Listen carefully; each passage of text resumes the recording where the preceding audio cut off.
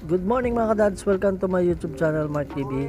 Sa araw na ito mga kadads ay meron tayo linisin na 1.5 horsepower. So matagal-tagal na daw siyang di nalinis. So ito siya mga kadads, ayan. So ang brand niya LG mga kadads. So na-test run naman natin siya kanina, so medyo okay naman siya. So matagal lang matanggal yung icing niya sa evaporator, siguro sa sobrang dumi mga kadads. So linisin na muna natin siya. So bago natin umpisahan ang video to, so don't forget to subscribe at i-click ang notification bell para ma-update kayo sa susunod natin video.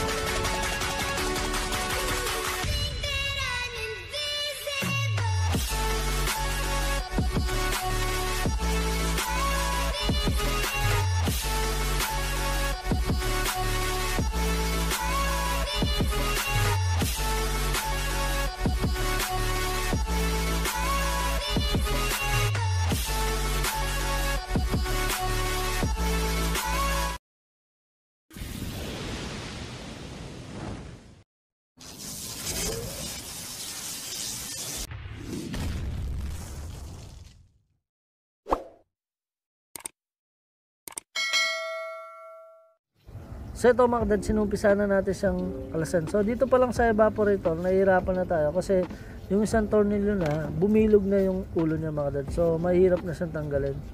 So gagawin na lang natin to, lalagyan na lang natin siya ng gutla. So let's go mga kadads.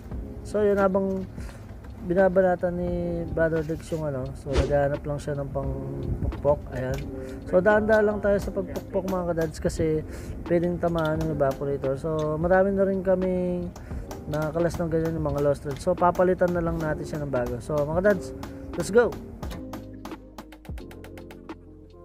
Ayan mga kadads, sinatanggal na natin yung fan blade niya. So habang binabatatan ni Brother Dex yung isang tornilyo, then kailangan natin ng pamukpok. Ayan, so medyo madikit na siya mga kadads.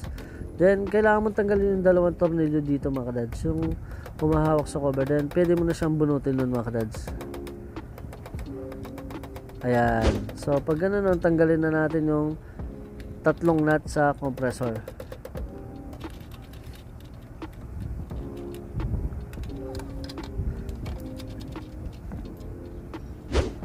So ayan mga kadads, kita nyo naman medyo hirap kami. So nilalagyan lang namin siya ng gatla o hiwa para matanggal natin yung tornilyo. So ayan, dadahan-dahanin lang natin siya.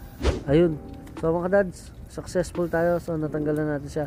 So susunod natin itong control nya, tatanggalin na natin mga kadads. So tatanggalin mo lang to socket nito. So medyo mahirap siya dito, then electronic board siya, so medyo delikado. Tatanggalin natin siya sa compressor. Ayan. So tandaan lang natin yung mga tornilyo o mga wiring na tinanggal natin mga kadads. Then after nun, pwede na natin siyang buhatin. Ayan. So ayan, general cleaning natin siya. So kita nyo naman, so napakadumi niya na lang mga kadads. Ayan. So napaka advisable talaga na nakakadlas siya ng ganyan. So medyo konting ingat lang talaga mga kadads kasi pwede tayong mabalian ng tubo. So mag-cause siya ng leak. So magre-reprocess pa tayo ulit mga kadads. Ayan. So tatanggalin na natin tong fan blade niya sa evaporator mga kadads. So may clip siya, ayun. So ilahin mo lang siya. Then meron siya clip sa loob. So tatanggalin mo lang siya. Ayan. So bibigyan ko kayo ng tip dito mga kadads. So ayan, kita nyo napakahirap niyang ilahin. So ang gagawin nyo, tatanggalin nyo muna yung swing niya. Ayan. Then ipupush mo siya dito sa likod. So para mas persado siya mga kadads. So maiwasan din natin mabasag or magkaroon ng crack yung mga blade natin mga kadads. Lalo na plastic to mga kadads. So mga kadads, spray na natin. Let's go! Ayan, so ang pag-spray natin tulad ng dati mga kadads. Ayan. So control the pressure. Then pagbuga natin is diretso lang mga kadads. So pag back and forth talaga yung pag-spray natin, so malilinis talaga siya ng gusto. Ayan, so malikabok na rin yung filter niya. So yun mga kadads, kita nyo yung evaporator, natatanggal yung itim niya mga kadads. So napaka advisable talaga na gumamit tayo ng mga power spray.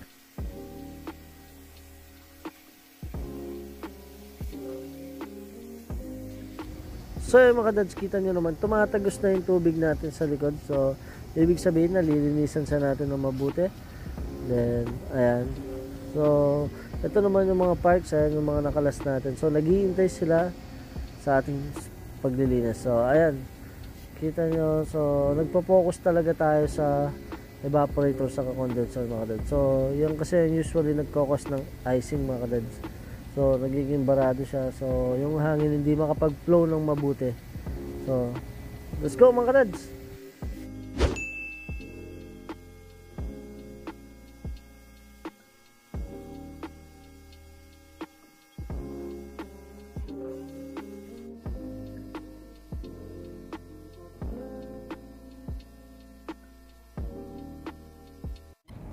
So ito mga dads, medyo minalas-malas tayo. So gumasgas yung hose natin doon sa magaspang na semento. So ayun, nabutas siya. So gagawa na lang natin ng paraan para matapos lang. So let's go mga dads. Few moments later. So ito mga dads, nakapag-spray kami uli. So ginawa namin mga dads, tinali lang namin siya ng interior na goma. So may tumatalsik pa rin siya mga dads. Kaya ang ginawa namin, tinakpan na lang namin ng basahan para matapos lang tong air conditioner. So nakakaya naman kung itetenga natin. So mga dads, suwaybay nyo, let's go!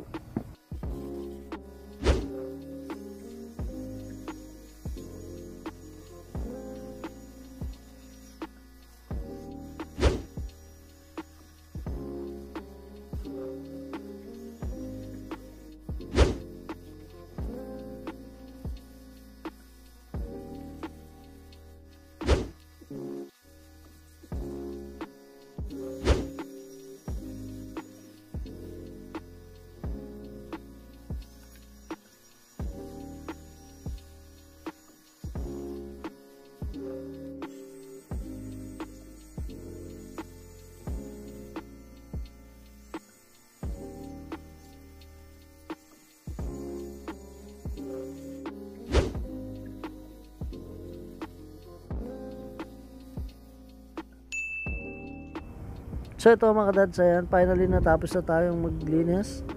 Ayan yung mga nalinis natin mga kadads. So ang gagawin na lang natin, assemble natin. Ayan, so ilalagay na lang natin tong compressor. Ayan, so yung mga nut, so wag natin kalimutan yung mga kadads para maiwasan natin yung vibration. Then yung cover. So kung paano lang natin siya binalik mga kadads, same lang ng process. So ingat-ingat lang tayo sa pagbalik mga kadads. So make sure na nakapit to. Lalo na yung mga panbed, minsan kala mo pagpasok mo ay okay na, pero hindi pa pala nakasagat yung axle niya mga kadads. So mga kadads, kung bago ka lamang sa YouTube channel ko, so don't forget to subscribe at i-click ang notification bell para ma-update kayo sa susunod natin video. So mga kadads, let's go!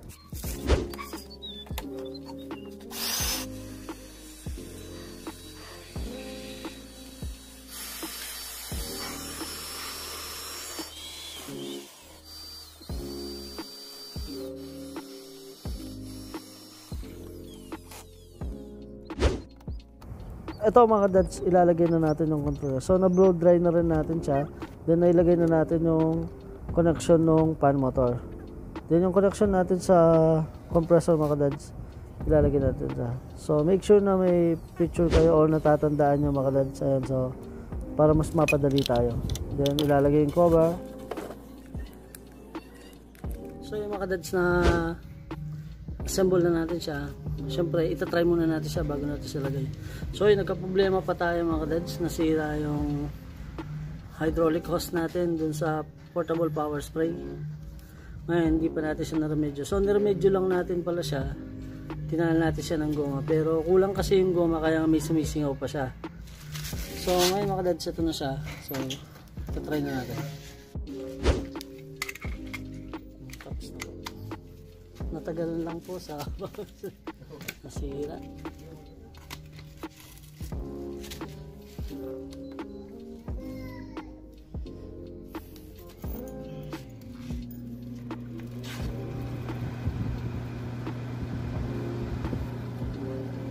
Basta magpapot na sipsipanin din. So yun, maano siya. Then yung swing niya,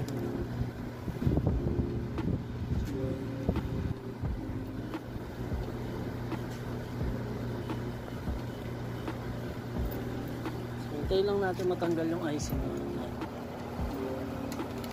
Icing pa siya.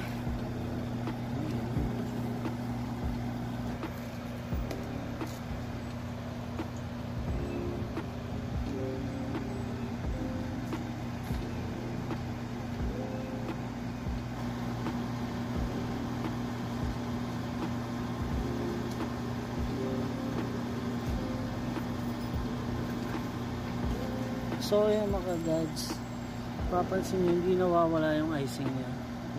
So matagal, siguro dahil nasa labas tayo mga dads, kasi may na-encounter na ako before. So ayaw niyang matanggal yung icing niya, lalo na malamig yung panahon mga dads. Pero malamig na siya. Ayan mga dads, na ilagay na natin siya. Ayan, mapapansin nyo mga dads, unti-unti na siyang nalulusaw mga dads. So hintayin na lang natin siyang malusaw mga dads. Then, pwede na natin siyang iwan. So, yun, finally mga dads, na lusaw na siya ng gusto. So, malamig na rin siya. So, mga dads, sana may natutunan kayo sa video to. So, don't forget to subscribe at i-click ang notification bell para ma-update kayo sa susunod natin video. Maraming salamat mga dads. God bless!